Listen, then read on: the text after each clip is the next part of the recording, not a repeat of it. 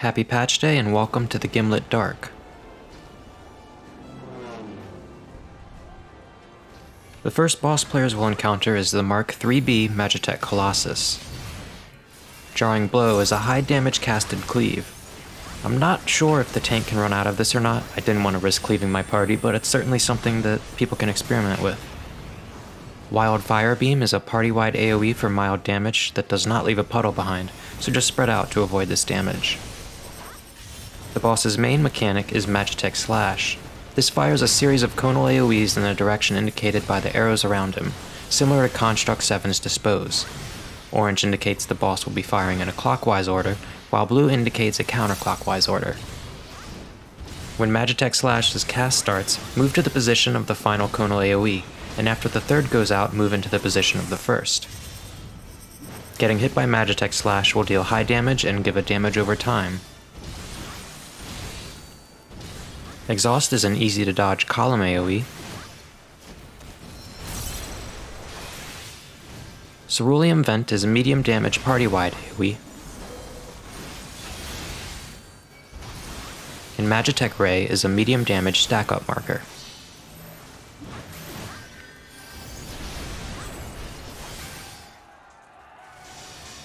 The second boss players will encounter is Prometheus.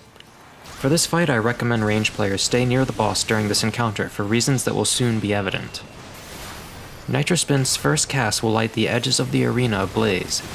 It deals unavoidable medium party-wide AoE damage, and anyone standing in the fire will suffer additional damage. Oil Shower is an inverted conal AoE hitting the entire arena besides in front of the boss. When Prometheus burrows into the ground and a message pops up saying the walls begin to tremble, immediately observe your surroundings, locate the orange glowing portion of the arena walls, and move out of its path before it shoots through the center of the arena for high damage in a column AoE. Unbreakable Sermit Drill is a high damage tank buster. Needle Gun is a conal AoE. The second time Prometheus burrows, as well as subsequent times, he will first cast Freezing Missile, summoning 4 proximity AoE markers with the safest area in the center of the arena. As soon as the proximity markers appear, you'll also notice the walls begin to tremble again. Identify where Prometheus will be attacking from and get out of his path as soon as the Freezing Missiles impact. Before the third boss, when the Schola Colossus Rubricatus casts Unbreakable Sermit Blade, the party can stand in Connie Senna's bubble to receive vulnerability down and minimize damage taken.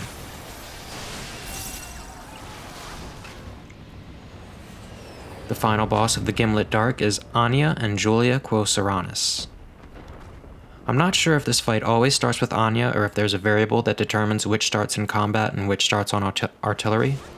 I pulled and fought Anja first, so I'll start with her skill set.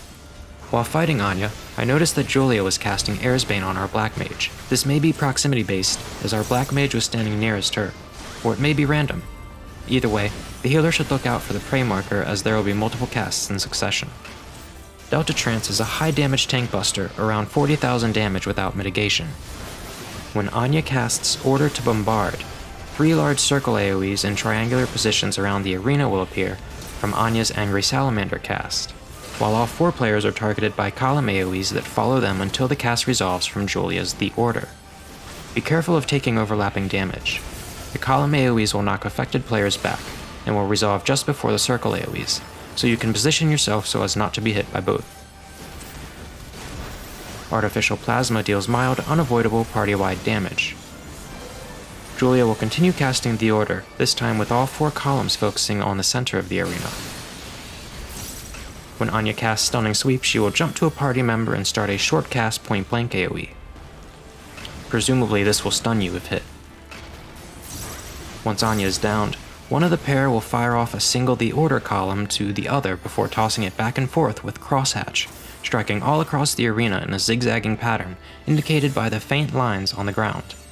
Try to find a safe area and move out of their path as soon as an opportunity to move to the areas they've already cleared presents itself.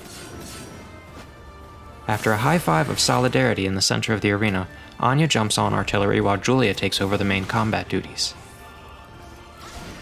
Julia will cast some of the same abilities as Anja, such as Artificial Plasma.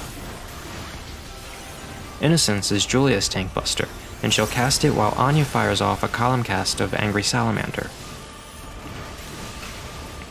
Commence Airstrike causes a multitude of ceruleum canisters to fall to the ground. Julia will tether to one of these canisters and they will begin exploding in a domino-like progression.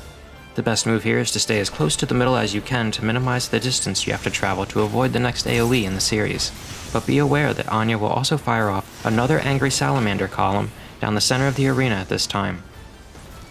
Julia will jump to the center of the arena and cast Order to Fire, targeting each party member with a medium circle AoE, while Anja also casts Order to Fire, dividing the arena into 4 quadrants with column AoEs. Once the second Colossus is down, they will cast another series of crosshatches, this time with Covering Fire thrown into the mix, targeting each player with a large circle AoE marker. Be sure not to overlap and do your best to avoid the rapid fire of crosshatch. Artificial Boost will restore both enemies to 20% health, and they will start a lengthy cast of Imperial Authority. My party didn't wait around to see what happens at the end of this cast, but I assume it isn't pretty. A caster limit break 2 is useful in making short work of this phase, but it didn't seem to be a particularly tight DPS check anyways.